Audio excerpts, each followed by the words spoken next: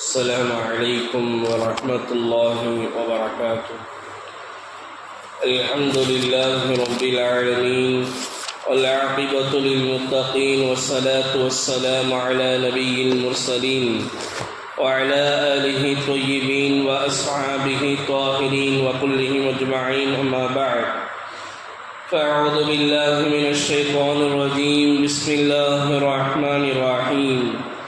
وقال الله عز وجل: ألم تر إلى الذين خرجوا من ديارهم وهم ألوف حذر الموت فقال لهم الله موتوا ثم أحياهم إن الله لذو فضل على الناس ولكن أكثر الناس لا يشكرون.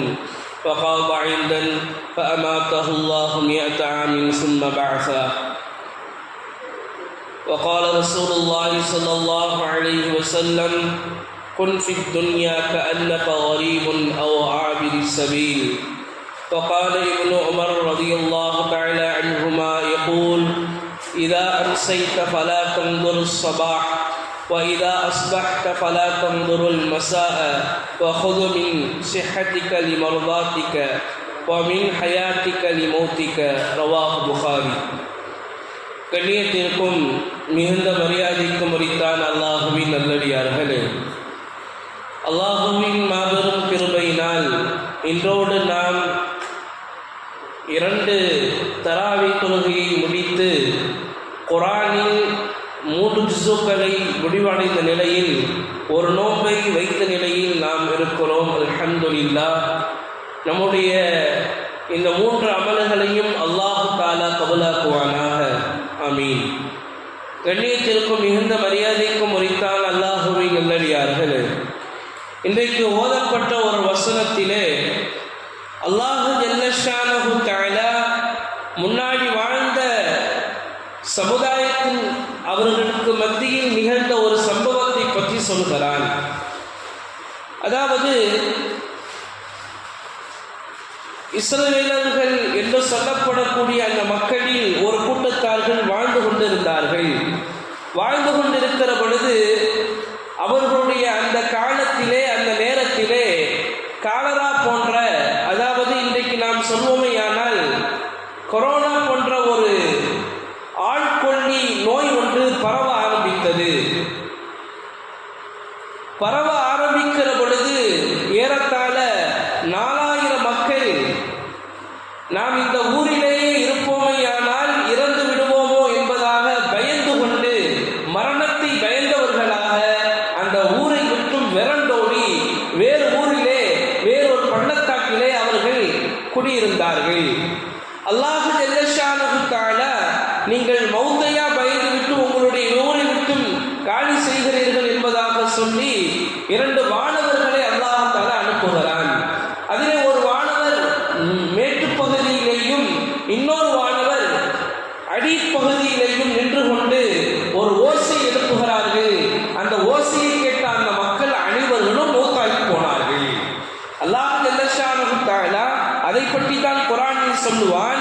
அலம் தர, நபியே நீங்கள் பார்க்கவில்லையா, இலல்லதீன கரஜு மின் தியாரிஹிம், அவர்கள் தங்களுடைய இல்லத்திலிருந்து வெளியேறினார்களே, வஹும் உலூஃபுன் ஹதரல் மௌத், மௌத்தை பயந்து கொண்டு, வகால லஹுமுல்லாஹு மூத்து, அல்லாஹ் அந்த மக்கள்கிட்ட சொன்னா மௌத்தாகுங்கள் என்பதாக.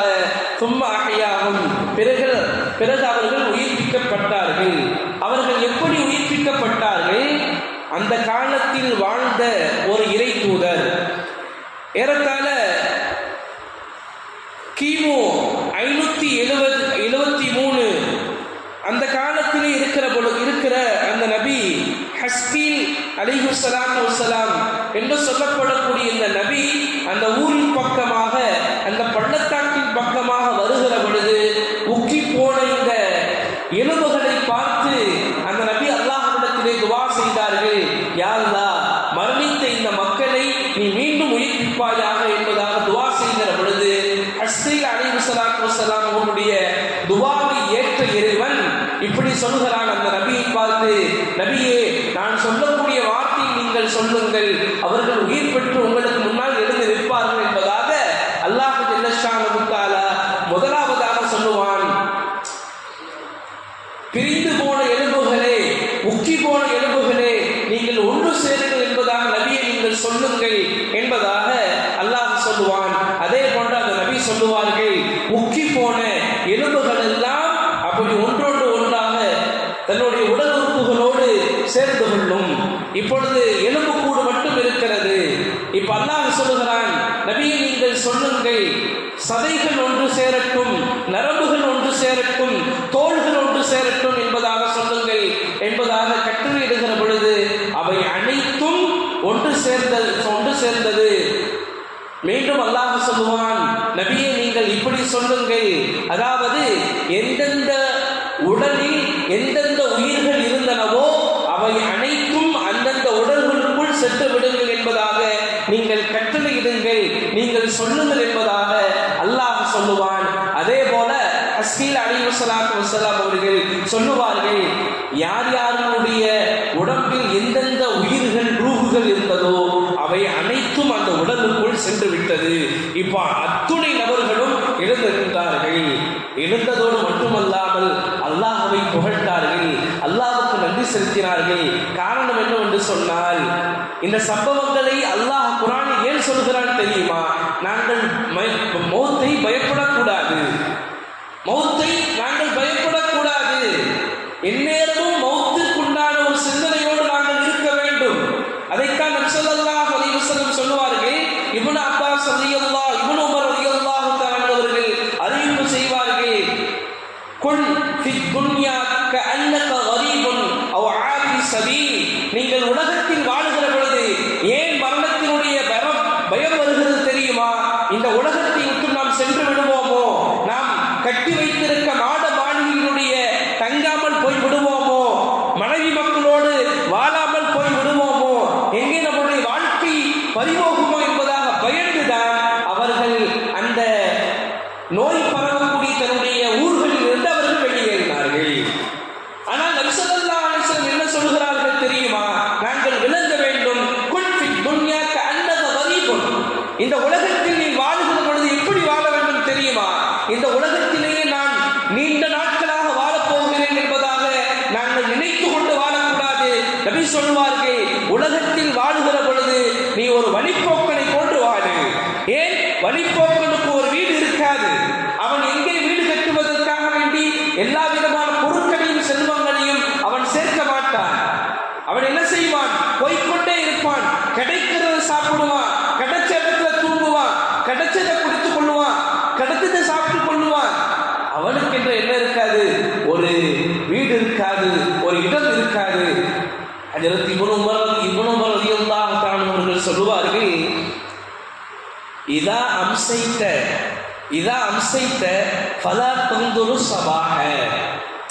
நீ மாலை பொழுதில் நீ பெற்றுக்கொள்கிற பொழுது, காலை பொழுதை நான் பெற்றுக்கொள்வேன், நான் காலை பொழுதை பெற வேண்டுமே என்பதாக நீ நினைக்காத. என்ன சொல்றாங்க உங்களுக்கு விளங்குதா? நீ மாலையில் இருக்கிற, இப்ப நாளை காலையில் நான் இருப்பேன் என்பதாக நீ எண்ணிக்கொள்ளாத, நீ எதிர்பார்க்காத. மேலும் சொல்லுவார்கள், வஇதா அஸ்பஹ்த ஃபலா தந்துருல் மஸாஅ. நீ காலை பொழுதை அடைகிற பொழுது நான் மாலை அடையணுமே என்பதாக நீ எதிர்பார்க்காத. வஹுத், நீ எடுத்துக்கொள், மின் சிஹ்ஹதிக லிமர்தாத்திக.